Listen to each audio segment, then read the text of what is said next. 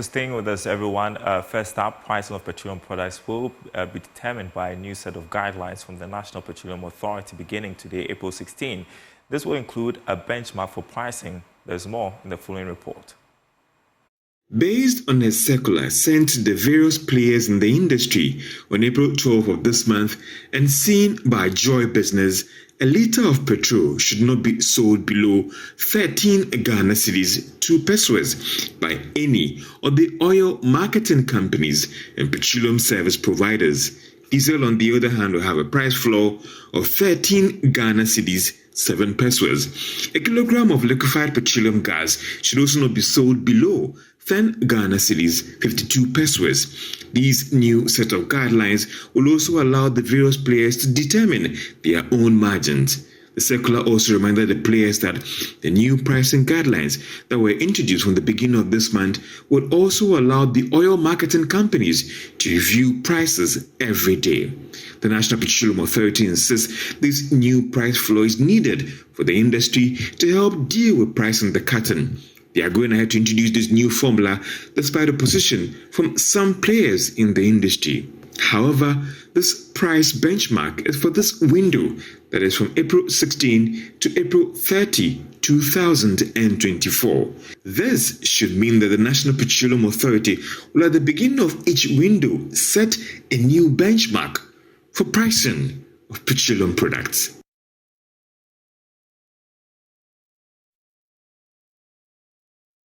Well, meanwhile, the LPG Marketing Companies Association of Ghana remains opposed to the new tax of $80 per metric ton on LPG, which was supposed to have taken effect on the 1st of April. Vice President of the Association, or Vice Chairman, Gabriel Kumi, joins me on Zoom to discuss this. Good afternoon to you. So the association has written to the MPA to protest the new levy. What points do you raise in your letter about what you call an insensitive tax?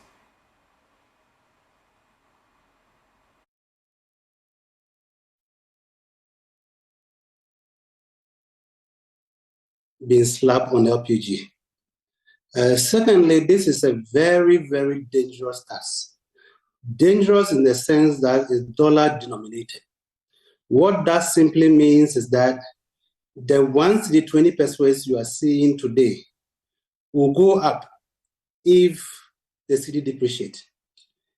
For instance, if the cedi to the dollar should go to, let's say, 15, the cedi should go to, let's say, 15 cedis per dollar by next week or next 2 weeks or next month, it means that 1 cedi 20 pesos that has been slapped today will move to about 1 cedi 30 pesos. And can you imagine how much consumers are going to pay if the cedi should continue getting weak? We, as an association, have been very, very, very consistent and insistent on the fact that LPG must be made tax-free. We don't see any reason why we should put taxes on LPG. And we have been calling on government and the NPA to consider removing even the existing taxes from LPG. This is a product serious countries like Côte d'Ivoire is indeed subsidizing the product. And when I spoke to a colleague of mine there, to the tune of about 20%, they are even pushing for more subsidies on LPG because they want to save their environment. But in Ghana, with the imposition of this new levy, we are paying over 20% tax on LPG.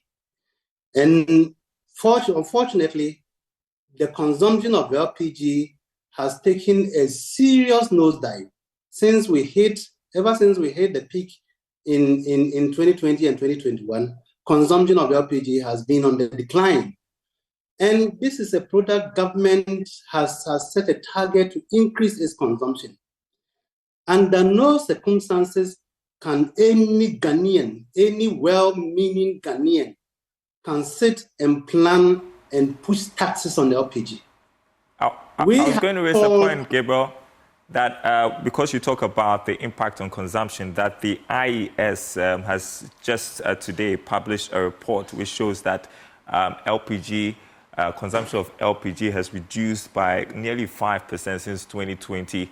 And so the impact on consumption is real.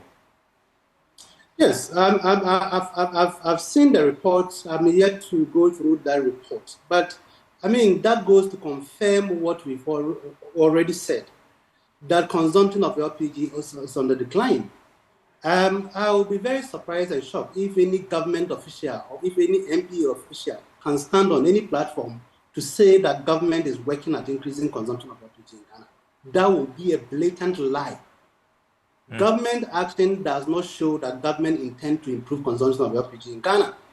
Why do you put such a huge tax on a product like LPG at this time of the year when prices of petroleum products keep going up? The timing is so absolutely wrong. And the reasons given for the imposition of these taxes is mind-boggling. That government can collect taxes from the ordinary poor Ghanaian and give it to big companies like BDCs to invest in bottling plants and cylinders, to sell these cylinders and put the profit in their pocket. If the BDCs wants to invest in cylinder recirculation, wants to invest in cylinders, they should go to the capital market like any Ghanaian serious company would do and look for loan and invest in these projects. We totally disagree with the decision to collect monies, to collect taxes, to collect levies from Ghanaians and support private companies with these levies. And we strongly oppose to that.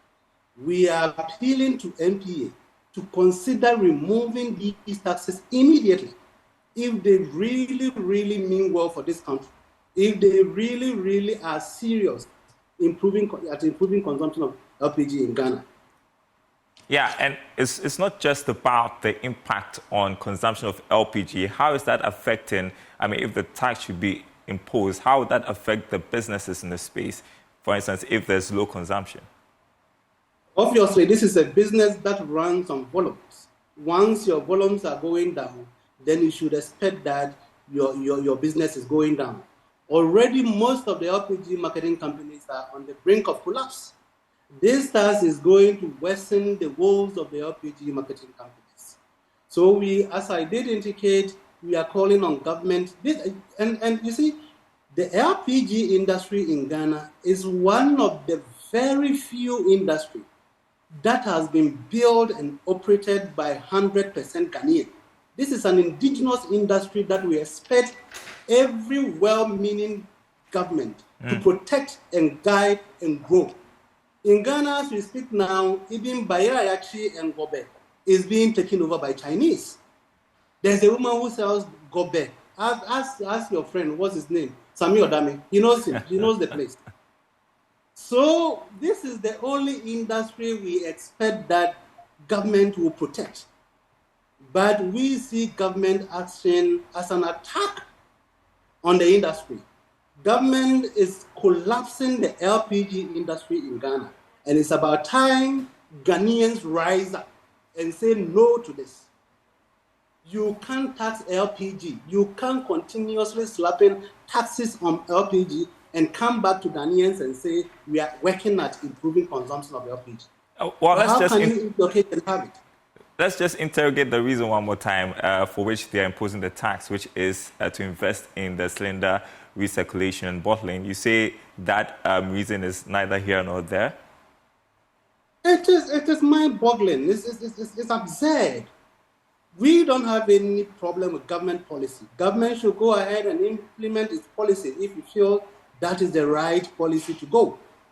Cylinder recirculation has government attempted this for the past 6 to 7 years now. They have not been successful because of approaches like this. Because they don't want to support the indigenous Ghanaians who have built the industry over the years to grow and take over the industry. But rather, they want to go behind some companies and come and take the industry.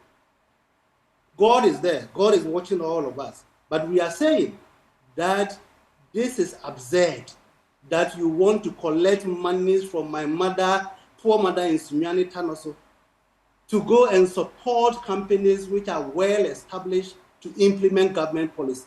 Government must provide the enabling environment and allow these BDCs to go for capital from the capital market and build their own plants and invest in their own cylinders. The taxpayer should not be the one to pay this and support these companies to invest in cylinders and bottling plants. We must, Daryl, we must rescue the LPG industry in Ghana. Wallahi, we must rescue the LPG industry in Ghana. All right, I just wanted to confirm if the tax has taken effect, because it was supposed to take effect on the 1st of April. Has it? It did take effect on the 1st of April. As at that last window of March, the LPG per kilo was selling at the pump at around 14 cedis. This tax alone pushed the pump price of LPG by 7.5% to 15 cedis, 20 pesos. Unfortunately, over that period, the cedi wasn't doing too well. So that also put another 1 cedi on LPG. So for the past 2 weeks, we've been selling LPG at 16 cedis, 20 pesos per kilo. And that shoots up your ordinary 14.5 kg to about 240 Ghana cedis. How many Ghanaians, how many ordinary Ghanaians can cough up this money to buy LPG just for the month? We are talking about Ghanaian or the ordinary Ghanaian whose income is about 800 cedis, 1,000 cedis, 1,200. How do you expect such a person to take about 20-25% of his income just to buy LPG? We believe Ghanaians must sit up. We must rise up against this tax and push MPA to remove this tax with immediate effect. Well, yesterday we were reporting, based on analyst projection, that the price of LPG was going to come down in the coming days by 8%. Is that going to happen? I don't see that happening because over the period, mind you, the cedi has depreciated by about 2.5% over the last 2 weeks. Crude oil price has also moved from $85 to over $90. We are yet to get quotations from the BDCs, but from the analysis, I don't see that happening. But it will be good if it happens, and we'll be very happy if that happens, because the industry is collapsing under high levies and taxes and under high pump price. So what's the way forward on this matter? You've written to the MPA. What next? We are not going to issue any threats. We have written to MPA. We are giving them reasonable time to favorably respond to this. We have distributed this letter to any government institution and any government minister or any government official that counts. They should all put their mouth into this issue and push MPA to withdraw this heinous tax, to withdraw this anti-poor tax, to withdraw this Nicodemus tax. It's disheartening that at this time of the year, when prices are soaring, that is the time we want to put. Look, I think this is about the highest tax ever to place on any petroleum product in Ghana. And we are not going to sit down and allow this to happen. All right. Vice Chairman of the LPG Marketing Companies Association of Ghana, Gabriel Kumi, they're obviously not happy about the new tax imposed on LPG. Thank you so much for joining us. So there's an overall decline of approximately 4.47% in liquefied petroleum gas consumption from January 2020 to December 2023, compared to a growth of roughly 6.43% in the preceding 4-year period, spanning January 2016 and December 2019. That's according to the Institute for Energy Security, Executive Director of the Institute, Nana Mwisi VII, joins me on Zoom to discuss this further. Good afternoon to you, Nana. So tell us a bit more about what you discovered in your research. Good afternoon to you, Daryl, and to your viewers. You've just, given that intro yourself. So we undertook a regression analysis of LPG consumption in Ghana and also the price per kilogram of this commodity over the past 4 years. And we did find out, as you stated, that there is a decline in consumption of roughly 4.5% compared to the preceding 4 years that recorded a growth of about 6.43%. Also, we did find out that the price of LPG has gone up over the last 4 years by close to 116%, more than double the price, moving from about 5 cedis 81 pesos per kilo in 2020 to about 12 cedis 60 pesos per kilogram at end of 2023. When you compare this to the preceding 4 years, price grew up by only 57%. Through the analysis, we did find that there's a positive correlation between the two variables, that is LPG price per kilo and consumption. And roughly 16.5% of the variance in LPG consumption in Ghana today can be explained by the variation in LPG price per kilogram. This is what our research defined. And that's the influence of the independent variable on the dependent variable is so significant that it must quickly prompt policymakers to take a decision on what is currently happening. What did you find were the causes for this decline? Yes, I did say that it's a price, that 16% of the reason can be explained by reason of price surges. But if you ask me what is really moving up the price, then of course, taxes levies are a major contributing factor at this moment, even though we also admit that because we are largely an LPG importing country, international dynamics, we have to go by same. But then if we're able to manage our own levies and taxes, as well as the forex exposure, make sure that the city is stabilized, I'm sure prices can come down to stoke up consumption.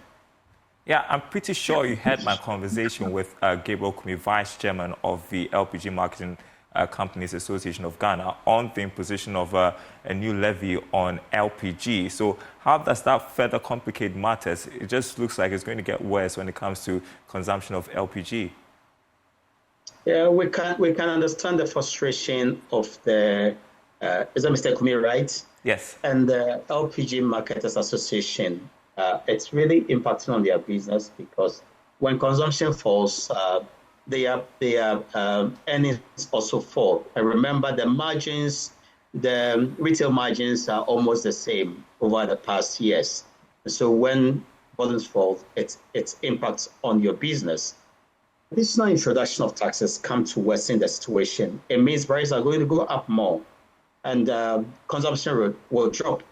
First, Daryl, when you see price of LPG rising, it is serving as a disincentive to consume more of the LPG.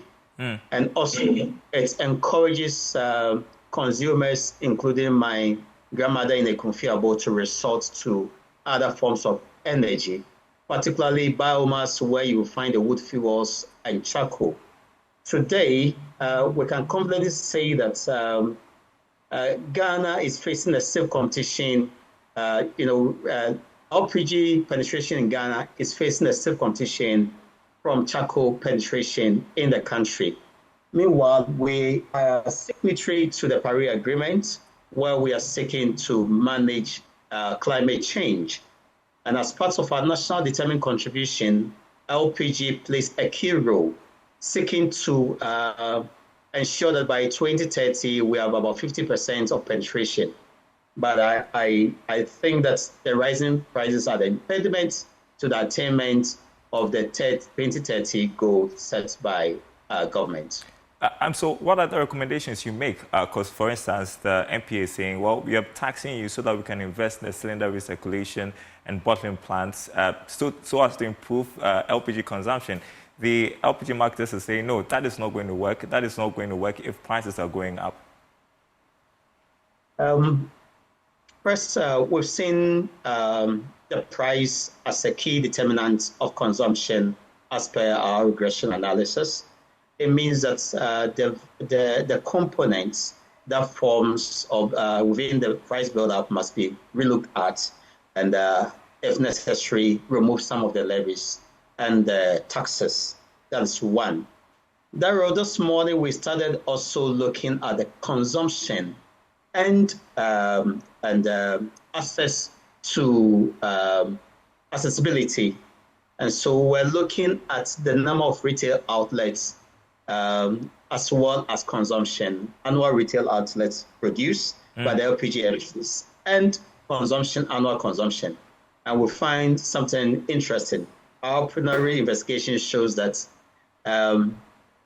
accessibility, is a huge impact on that. We can't disclose that, but I'm sure in the next 2 days we'll finish and share the results with you. But we must also work on accessibility of the commodity to the consumer. So if you were in the shoes of the MPA, what would you do? I need to reconsider my policy because the policies are not really building up that interest in consumption. I will have to take a second look at maybe not just pricing, but even the cylinder recirculation model I need to look at. And I'm sure government is struggling to pull through the cylinder recirculation because as we get the indication, yes, the LPG MSCs also serve us with a letter, what they push to MPA. And we think that further engagement may help to see the model through or probably everything of the whole idea. So a policy reconsideration is important for MPA to look at. Thank you very much. And now we see the 7th Executive Director of the IS will be looking out for further updates on the LPG issues. Thank you so much. You're watching The Marketplace, still connected to energy. The KGTL market in the Ashanti region has been plunged into darkness due to an outstanding debt amounting to 6 million Ghana cedis. Leaders of the traders acknowledge power from ECG has been cut since last Thursday due to the outstanding debt. The market is currently running on power generators set on an intermittent basis. Yes, more.